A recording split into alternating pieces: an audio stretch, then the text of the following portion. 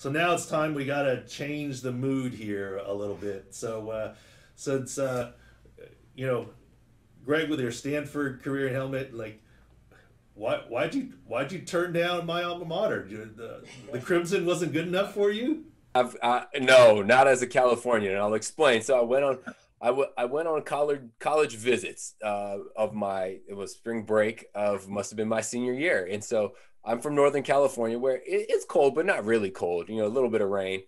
I was going from to visit Harvard in Boston, to visit University of Pennsylvania where my brother was in Philadelphia, and then I was meeting some friends in Miami for spring break. So as an 18-year-old, I was clearly thinking about Miami way more than I was thinking about everything else. I just packed a hoodie, a regular old hoodie. I get to Boston. Football practice is at 6 in the morning outside in April, and it is cold. The ground is literally frozen. And I'm standing there watching football, and the whole time I'm thinking, I cannot do this. I will not survive out here in the cold. And so that moment made my decision for me. And then I got a chance to walk on at Stanford. So I got a chance to play, Power 5 football, and the cold weather scared me away from Boston. Well, so you ended up at that, and I say this jokingly because my brother went to Stanford. So you ended up at that junior university. Leland Stanford Junior University. No, I knew I liked your brother better than you for some reason. it's a junior university. Can you go to a real school? No, just kidding. Obviously, obviously your dad teaches there and the whole deal. But yeah, and the cold is real. I mean, I played water polo at Harvard. I mean, not exactly football, but let me tell you, for the morning workouts, it was. I never in my swim, water polo, sporting career, you took a shower, whatever. I never dried my hair. You have to dry your hair, because if you don't and you go outside, it freezes, and it will break. Oh my goodness! So yes, you were right about the cold. My decision. Yes, it was a good decision. Is a good decision there. So with that entree, since you dissed my alma mater, I have to go to. You know where I'm going next, Greg. All right. You know where I'm going. Oh yeah. You know where I'm going. You'll never let me live it down. Well, do you want to tell the story from your perspective, or should I tell the story? Oh, it's a. Or let me tell the story, then you tell it. I'll defend myself. Okay. Try. So, no idea who you were. Fair. We do physicals for the entry physicals, and so we're looking at 90 guys, and it gets a little repetitive. So I try and lighten the day a little bit, and I'm looking at you, and your medical stuff was fine, and I was like, oh, Stanford. We don't get a lot of Stanford guys, and you're a wide receiver. Interesting. So I just asked you a very simple question. Who's the best player at your position to come out of your school ever? Yep. And you paused. I was thinking hard, nervous as all hell. I'm and you getting said, quizzed by the team doctor. And so I'm thinking of all the people I've seen play. And I go to Ed McCaffrey because I've seen him play, and the man was good at football. And so you said Ed McCaffrey, excellent player. But I'm like, wait a minute here. First of all, and I wasn't quizzing you. I was just making idle conversation, okay? I mean, and admittedly, you were probably more nervous than you should be, thinking I was a spy or something, which I wasn't for anyone else. And I was like, I remember saying to you, Ed McCaffrey, first of all, you're in a Chargers building, and you mentioned a Bronco. And I said, Strike one. And the other biggest strike is, tell the audience, who was your position coach that brought you? The only reason I was at a tryout with the Chargers was because James Lofton, the Hall of Fame NFL wide receiver, who is also a Stanford alum, brought me in. And you didn't say his name. I mean, I failed to mention his name. I gave you fullback belly on the one. I mean, it was, you were that offensive lineman that was eligible and wide open. All you had to do was catch the open pass. I mean, mask and drop to the ground. And so obviously gave you a little bit of grief about that, and that was all good fun, right? As a guy that was there for a tryout, I asked you to swear secrecy, and what was the deal that we struck? So you left the room all flustered, and you circled back. I don't know if it was 20 minutes, half hour, an hour later, and you got me, and he said, look, You cannot pass that story on. You cannot tell James Lofton that story. You cannot tell him he's the man who brought me in. I'm going to look ridiculous. I'll never make this team. You cannot do this. And the deal I struck with you is, okay, I won't tell him. But on the day that you suit up for us, on the 46th, when you're on the field in uniform, not practice squad, not, inactive. When you're active for us, I get to tell him the story. And you said, deal. And I'm glad we made it to the point where you got to tell him the story. Oh yeah. And of course Lofton loved the story. and I think I have to confess this, since it's all honesty here. Coach Lofton has been on this podcast. He's a friend. Obviously Beverly, he's like super close to everybody. He's a friend of mine. As you could imagine, I might have whispered the story to him, but told him not to say that he knew until you asked. Come on. No. Anything different? Come on. No. I'm just glad he didn't share. I was nervous enough as an undrafted guy trying to make my way. So I'm glad the secret was kept. No, it was good. It was all good. So let's move on to a couple other fun topics here. First of all, you watch a lot of the Kardashians? I saw your tweet. The latest one I watched, Kim Kardashian being on Dave Letterman's show on Netflix, which was fascinating. So I see next to all your serious tweets that we talked about, I see Kim Kardashian, average marriage 3.3 years, NFL career 3.3 years. Let's hope she's not trying to catch Tom in the ring count. I might have to have a poll here. I don't think anyone believes that you don't watch the Kardashians if you're tweeting that. You're going to blame it on the wife. No, you can't blame it on Sharon, because Sharon won't take that from you. She's not watching the Kardashians. Who doesn't know about what's going on in the Kardashians' life? I have not watched more than probably 30 minutes of their specific show, but I'm on Twitter. I know plenty about their life, and I follow Kanye's journey through life.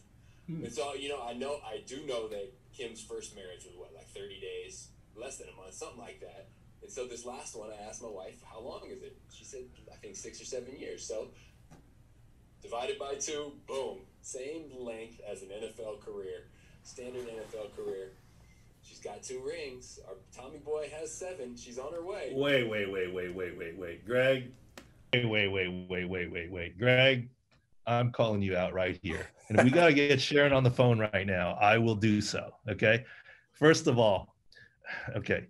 You all saw last week, Tom had a little fun on that parade. That's the best. Which is the best. The fact that he then tweeted about his coming off there and saying, nothing to see here, just a little avocado tequila, right? Yep. With some misspelling things to make it authentic. I think you just covered for yourself there, and I'm not buying it. Okay? First of all, your tell was you threw Sharon under the bus, and I know Sharon doesn't watch the Kardashians. There's no way she does. More than I do. Oh, okay. And look, if you follow social media, you know very well this is her 3rd marriage, not her 2nd. Oh, so what did I miss? So look, I can't tell you all the people that she's been married to, but I'm just saying, I think you're like doing a Tom Brady there. Oh, my goodness. I think you're doing a Tom Brady. I'm doing as we speak. Oh, wow. Christian's dropping some knowledge. There was one previous one, 2000 to 2003. So her average is now slightly less than an NFL career. She's got 3 rings. And she's closer to Tom Brady. She just passed Eli Manning. She's getting much closer to Tom Brady. Well, so you're sticking to your story. You didn't know. Yeah, that's okay. I feel good. I feel good in that place. All right, let's talk a little bit of football here. Uh, do you think Bruce Arians is right that vets like that there won't be OTAs so that the young guys can't develop? Absolutely. Absolutely. 100% absolutely. Because I was a young guy that developed through OTAs. Without OTAs, with fewer OTAs or fewer camps, I would absolutely not have made an NFL roster. No question in my mind. So that those OTAs not only give young drafted guys a chance to develop, but they give guys that are total afterthoughts, free agents, tryout guys, a chance to develop. And yeah, if without those, you feel more secure as a veteran, at least from my perspective, because the fewer the reps available, the more time they need to spend on the veterans and less time that you just throw a young guy out. Hmm. Interesting. So you think that's a bigger motivation for vets as opposed to I just don't need the work or I want to be lazy. The blocking want to be lazy. The blocking the young guy Oh, is the bigger factor. oh, that's a great question. You know, to be honest with you, in as a veteran, from my perspective as a football player, I would much rather see training camp done away with and just spread it out throughout the year. I don't need to destroy myself for a month before the season with extra hard work and 12-hour days just because that's what the football world has done in the past. I would much rather add practices in July, add practices in May, and just spread it out, learn the same amount of plays, get the same amount of reps, not spend 12 hours a day during training camp, and just coast our way into the season. I like that format, but they've always had training camp. It's a mental approach, so that's not going to change. Yeah. Okay. Interesting there. Um, we've talked before on this. I mean, in terms of COVID and nervousness, and your wife's a teacher and whatever. Whatever. What did you think about the NFL and their season? What would you? What do Thought you? it was thought it was amazing. And now spending a couple Sundays without NFL football, where I'm just sitting around bored as hell. Uh, I was a total doubter that they would be able to pull off the season. I remember listening to you and you were saying some more positive things, and I was like, man, stick to orthopedics, doc. You don't know what you're talking about. But you were spot on. I was totally off.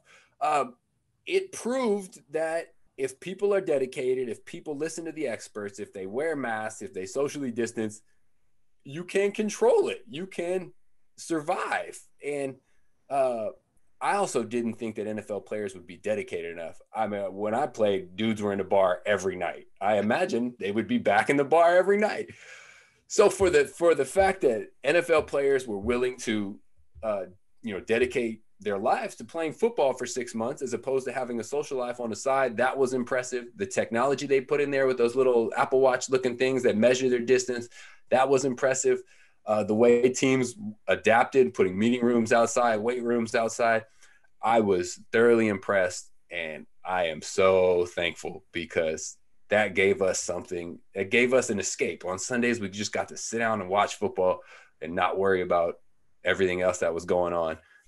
I loved it. I'm super happy they did it.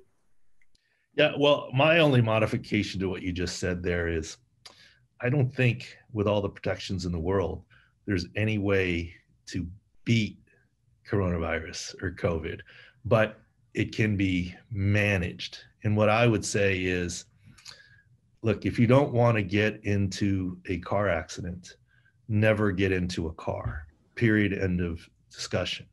But if you're going to get into a car, do it in the daytime, go the speed limit, put your seatbelt on, make sure your tires are good. Don't drive at 2 a.m. On dark roads or 2 a.m. drunk driving, kind of stuff. Yeah. Then you lessen your risk. And I think that's what masks and social distancing, there's no way to be completely protective. Yeah. But it lessens your load and risk in terms of what's going on. And I do think that early on, my doubts were that the players and teams wouldn't get it. And I, I think the biggest thing they did to make it through the season is they instituted, like when they started the season, there weren't masks on the sidelines. There weren't whatever. So they changed. Yeah. Yeah. And about the middle of the season, when it started to get really hairy, right? Mm-hmm. There was a big change. And I'm going to write on this as this a little preview. When they declared that when they started getting proactive, instead of just you're positive, and you're pulled, when they started to get proactive, that's when it changed. And proactive meaning if you were near someone within 6 feet for 15 minutes in a meeting or not following rules, even without your testing positive, you were out 5 days because you could turn positive. So the mandatory sit, if you didn't follow the rules, became very risky because, if something happened on Wednesday, you missed the game. Yeah. And it doesn't matter. You missed the game. And so I think that 5-day mandatory sit out changed things. And so, I don't want to run out of time here, but I'm going to write an article saying, and here's the teaser, some of the things we learned from COVID. Look, the NFL was a great experiment. Daily testing, this, that, the other. Look, we do not need to. Look, we need to social distance. We need to be careful. Look, we're doing Zoom. And if you were here in this room, we'd be in a big conference room, 12 feet apart, widescreen kind of thing. You need to be smart about it. But there is no need for us to be dodging each other down the grocery store aisles or sidewalks. That is not how COVID is transmitted. We played tackle football, sweating, grabbing, laying on each other, heavy breathing.